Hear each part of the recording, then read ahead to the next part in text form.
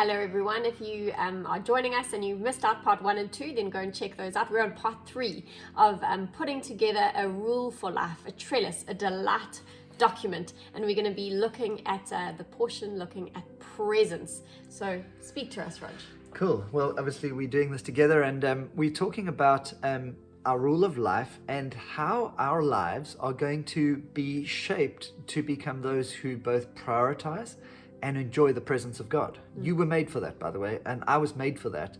And yet how often we sideline the presence of God as a kind of afterthought, or something we will do for a few minutes in our day, maybe in the early part. And even that can often be just a real secondary or tertiary thought once we've got the real so-called stuff in our day prioritized. And that's just such a misunderstanding of the person of God and his passion to be with us, and for us to both understand that he wants focused time and he wants us aware of him throughout our day, throughout our lives. There should be a growing awareness that God is with us, even subconsciously, in the way that we are living and engaging with the world. And so in your rule of life, as you begin to engage on this one, it's about looking at your daily, weekly, and even quarterly habits, and even annual habits around what is it going to look like to prioritize the presence of God. And if you go to the bottom of your document, there's actually an example version which will help you to go, what are some things that some people do to essentially live out this priority of the presence of God? And so in the version that you'll see there's a 6 a.m. wake up. This person says, you know what, I want to wake up every day at 6 o'clock. I know many people, most followers of Jesus, try to get up a little earlier than most and get some time with Jesus. You'll see the detail there says, actually they're going through the Lectio 365 app, which is a fantastic way for people like me who aren't great in the morning to have some assistance, to just, as they say, as I enter prayer now, how does it go? I pause to be still and breathe slowly and center myself on the presence of God. Yeah, and it talks about gathering your scattered thoughts. What's so lovely about that is it basically speaks to the fact that we tend to be scatterbrains. We tend to lose out on the presence of God in our lives and even in our Bible reading. And so the point of this rule of life, which is this person is saying, you know what, I want to be centered on God. I want to prioritize him in the beginning of my day. Other habits that this person has said is, every time I eat a meal, I'm going to say grace, and I'm not just going to thank God for food.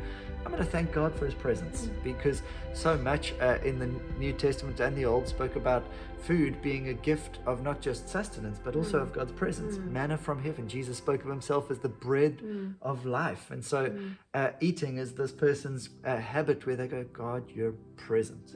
And so much of our experience of the presence of God is often just reminding ourselves, he is with me right now. And so that's so powerful, so simple. It's not over spiritualizing it, taking a moment, whether you eat 3 times a day or 5, just to, okay, thank you for your presence, God. And then there could be weekly habits. There's things that you can't pull off every day, but there's stuff that you can do, once a week.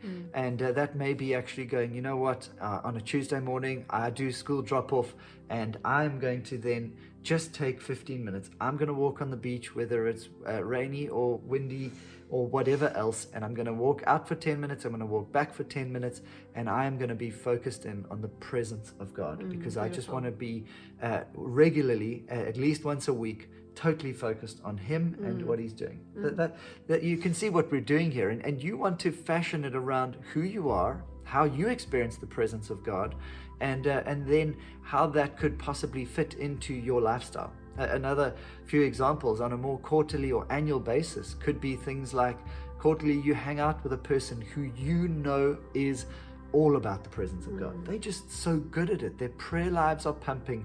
They seem to just show an understanding of who God is and what he's like. And so you say, you know what, in pursuit of God and his presence, I'm having a coffee with this person because they get it, and I want to be with them, and I want to ask them all the questions about how they live this life, how they pull it off, and anything else that you're going, teach me, guru, teach me, rabbi, I want to know how to live this thing. It's a habit that you put into your calendar that says, I want God. The other ones, of course, are just the church rhythms, getting to life group and getting to church. We always say in our DNA journey, as long as I'm in town, I get to those things. And that is a rule of life that says I'm making habits that prioritize presence. And often presence is about saying, because I'm present to people, it's a symbol of me being present to God. Yes. And often those two things work symbiotically. If you're not Totally. present to a person, you're often not present to God. And if you're not present to God, you often struggle to be present to people. And so a habit is to go, I get to church because I want to be present with God and his people in times of worship and actually in times of just connecting. Those are so closely connected. Yeah. And the rule of life might also include things that you're deciding not to do so that you can be more present to your family, to God, to yourself. We live in such a distracted culture that often, as you said, we're not present to ourselves. So you'll see in the example, one of the things where actually this person is only choosing to watch TV twice a week. They're having 2 TV nights, and for the rest of the nights of the week, they're choosing to be present to God and themselves and their family, whatever form that might take. But they're actually that might appear a little bit more like, okay, this is a rule, but actually it's creating space for delight and being present to happen. And that person could be really likely playing Scrabble with their wife or cards or whatever else it may be. It's not a case of going, I will not watch TV. It's because I have more delightful things to do with my life. It's a delight document. Remember, we're creating a document of delight, and we're watching our patterns that when we tend to leave ourselves to gravitational pull, we slip into the gutter of Netflix. And so we're going, we want to create some habits that keep us in delight, that keep us delightfully together, keep us delightfully in God.